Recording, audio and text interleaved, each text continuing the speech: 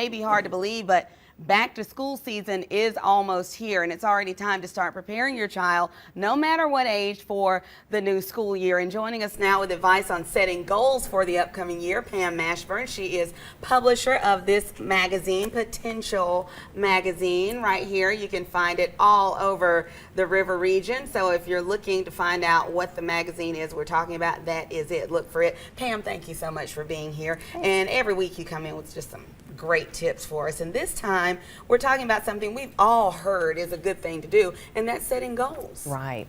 It's important because if we lay out those goals at the beginning of the school year, it's almost like a New Year's resolution. Exactly. But revisit them and let's figure out like how much should we let our kids do, and let's make sure every year they're growing a little bit more and more, so when they go to college we don't have to worry. Yeah, that independence, that thing that they need when they leave us.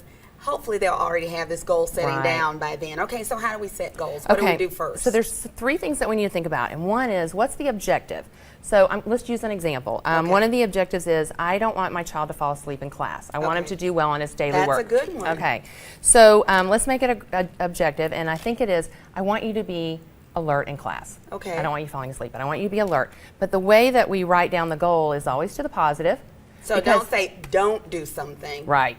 We tell them what we would like for them to do. Right. We don't want them to be thinking about like sleeping in class. Don't do that. Well, they're always going to be thinking about sleeping in class. Right. Like when you want to go on a diet and exactly. you keep thinking don't about food. That. Don't eat. That's what you want. Exactly. So how do we change that? So we write it to the positive and say, I will get 8 hours of sleep each night, so I'm alert and in class. I like so that's that. what we would say. So that would be one of our goals. All right. And I think everybody lives up to those expectations when you lay it out there positively.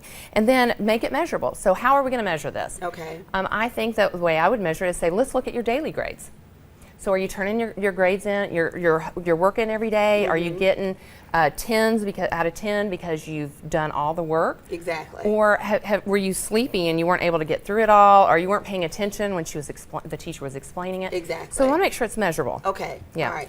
Now there's one thing that we have, and we can send this to folks in case we don't get through all of them, but we have 10 goals. Okay. I saw some of these. They're very good. And the first one is I think the most important, and that's get organized. Get organized, right.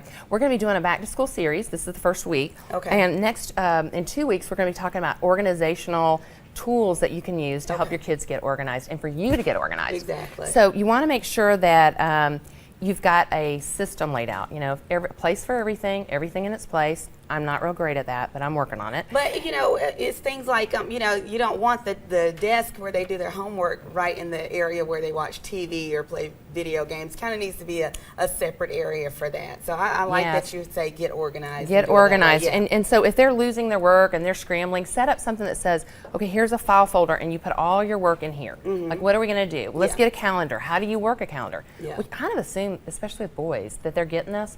They don't. They don't. I think girls are so much better at it. And then instead of just getting them to do all that, a lot of times we want to jump in there and help them with everything. Right. And they have to start doing a lot of this on their own. Right. We'll go solo on projects. That's goal number 2. So make sure that they're the ones. Don't you go and race on the website and say, okay, it looks like you have an assignment due. Make sure and say, I want you to go and look on the website and tell me what's on there. Exactly. So make it their responsibility to do it. So you still know what's going on. Right. But it's up to them to let you know what's right. going on. And if you're looking at the parent portal to see what the grades are, say, okay, go out there and let me pull it up and let me see what the grades are looking like. And you both go over it together. Right. Yeah.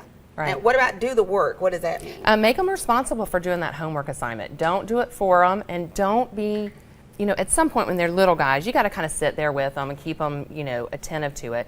But as they get older, they need to be able to do it on their own. Okay, come back in half an hour and let me see what you've done. It's all learned behavior. It is. It really is. It is, all right. and we've got to let go. Yeah, and then fill in the gaps. Let's get through at least 5 of them. Fill in the gaps. Right. So we did a thing on teen resumes. When we did that with my older son, we realized he's been spending so much time in sports and with work that he had not gotten a lot of extracurricular. So figure out where they may be weak. So this year say, okay, I want you to find 2 clubs that you want to be a part of. Or I want you to, maybe it's get a job. Yeah. It's whatever those gaps are. What is going to help them get towards that college goal? Or taking harder classes. And that is our goal, to make them good, productive college students. Right. Get them out of the house. That's right. And further their education. We only got through 5 of those. There are 5 more really, really good ones. Again, Potential Magazine. You can find it all all over the River region. Pam, thank you so much You're for being welcome. here. We appreciate it. We'll see you next time. Okay, that sounds great. All right, stay with